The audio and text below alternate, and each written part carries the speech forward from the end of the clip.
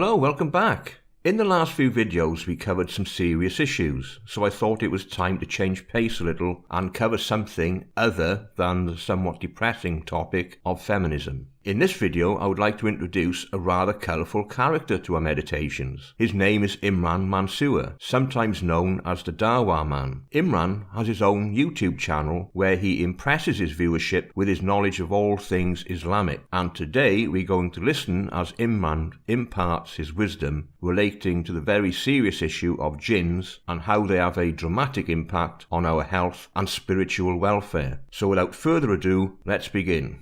You know when in conversation someone says that what they're about to say is 100% true? What's the first thing that comes to mind?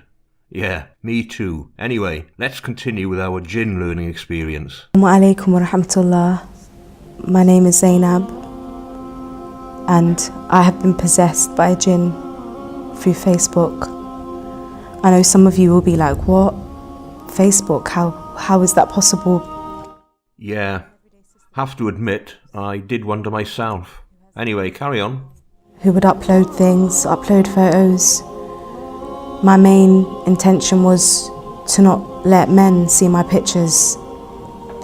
Another individual who also had Facebook must have been inflicted with a jinn, and they saw my Facebook account and they saw my pictures. And this jinn started to find me attractive and started to have attractions towards me.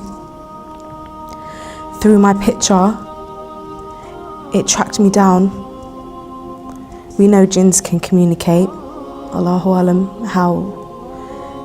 Now, this is why we have to be extremely careful about what information we share on Facebook. Put up too much info and you will get an incoming jinn storm. So let's be careful, people. Anyway, let's continue.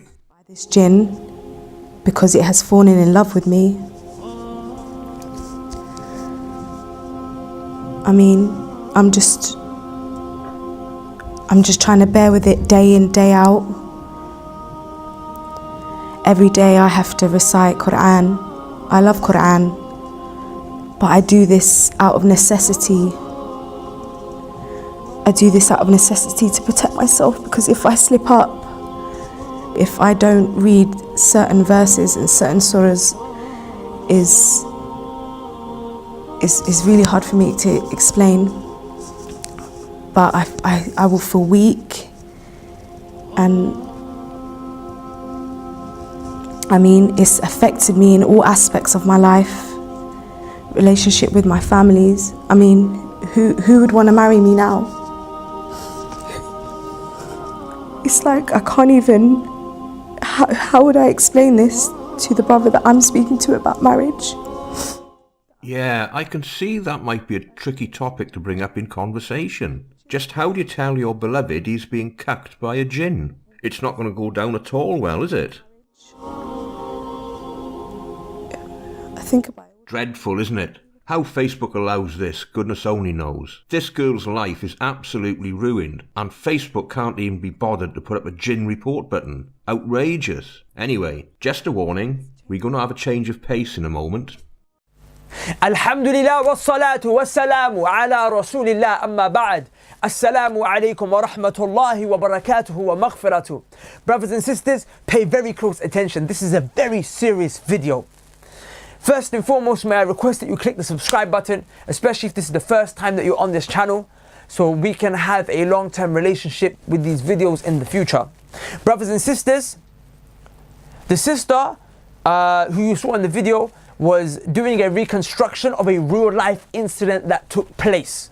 A sister who we're in touch with, who was possessed through Facebook. She was uploading her images and a shaitan fell in love with her, tracked her down, has possessed her and destroyed her life now as a result of it. And yes, it is true, brothers and sisters, the shayateen can fall in love with you in the exact same way that the humans can fall in love with you. And what's dangerous about the shayateen is that, and who come from the jinn, the evil jinn rather, is that they can see you but you can't see them, and I'll talk to you more about this later. But brothers and sisters, I can talk to you specifically about how to protect yourself from being possessed by Facebook, or I could talk to you about how to protect yourself from being possessed, period. Or I could talk to you about how to be possessed and all the other evil things that Shaitan is trying to do to you. Because possession is only one of them. And that's what I want to do today. I want to teach you about your enemy. And I'm going to teach you how to defend yourself from him. Not just in the instance of possession, but all the other evil things that he wants to do to you that are too much for me to even mention right now, because time is of the essence. Brothers and sisters, know that Allah commanded us in the Quran. Bear in mind, it's a command from Allah. He said, I command you, take Shaitan as your enemy. Shaitan is the one who's trying to destroy your life. Imran can certainly talk, can't he? And I'm sure you'll want to learn more, but we need to progress to other more startling revelations. But before we do that, Imran has some rather surprising information to depart, relating to a rather antisocial habit that Shaitan indulges in. Please explain this peculiar habit to the viewers, Imran. Every day you don't wake up, he comes and he pees in your ear. Imagine a guy that you don't like. He comes up to you and he urinates inside your ear.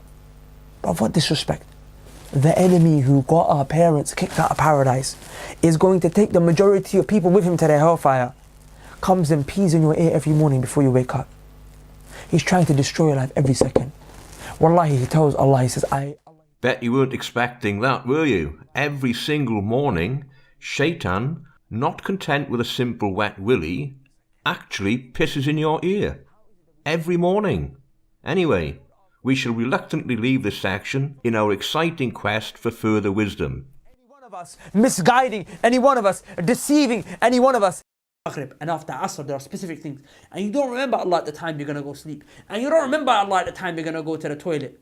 Do you know in the toilet that there's shayateen? Do you know that the evil demons, the evil shayateen, they live in the toilets? That's why the Prophet ﷺ told us to read, Allahumma inni a'udhu bika min al-khubthi wal-khaba'ith. Oh Allah, I seek refuge in you from the evil male and female jinn. Why? Because they live inside of the toilets.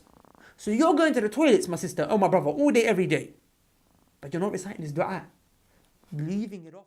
I think this is a problem well beyond normal disinfectants. I hope our guide in these matters offers some practical solutions to domestic jinn infestation. Be excessive in remembering Allah to protect yourself from this. And this is very deep, and you're going to find that part of the treatment, I'm going to show you a lot of adhkar and remembrances of Allah subhanahu wa ta'ala that you should be doing. But I'll give you one example. People who do not recite Quran in their house, to show you how they are subject to being inflicted by this evil.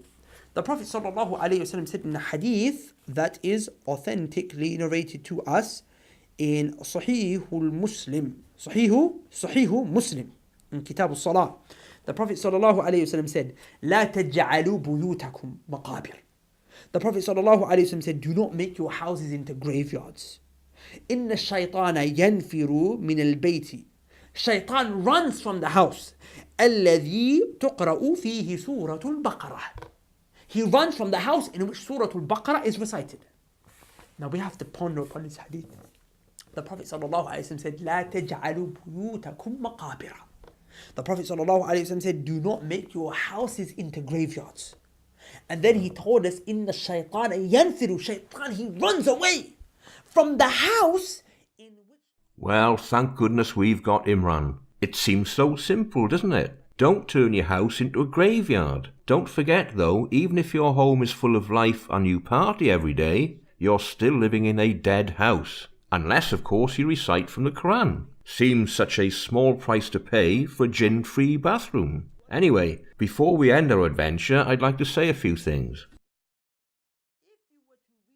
What you watched is not parody. The Dawah Man has a channel of over 60,000 subscribers. One assumes that at least some of these take this nonsense seriously. And as we all know, Saudi Arabia still prosecutes witches for sorcery. So go figure. But what concerns me is that Imran Mansur was born in United Kingdom and lives in London. And one presumes he'd received a state education. It is believed he attended law school, although I've not been able to confirm that. But the point I would like to make is this, that British taxpayers have spent many thousands of pounds on trying to educate this individual and his subscribers. That money appears to have been totally wasted. How can a secular education system produce individuals who believe in such supernatural nonsense? The British taxpayers expended valuable resources, and the product appears to be people who believe that the devil pisses in their ear every morning and lives in a toilet. What the hell's going on? We end our adventure at this point.